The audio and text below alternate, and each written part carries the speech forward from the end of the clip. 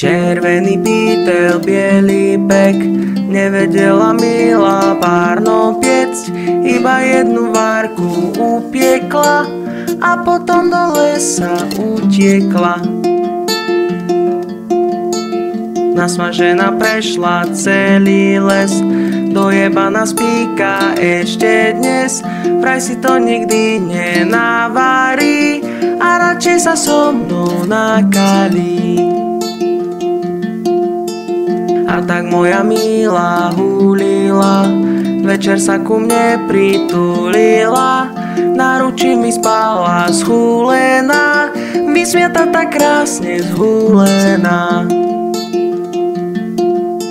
Svitlo ráno, prišiel nový deň, zdalo sa to ako krásny sen, Bože stvorenie mám v kuchyni, koniec samotárskej rutiny.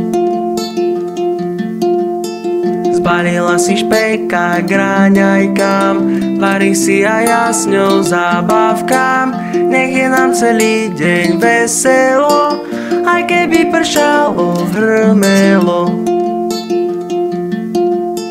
Hádam sa vám páčil, vážený, príbeh a môj úsmev blážený, no čo by bolo pekné na zvonci, keby nepoučil na konci.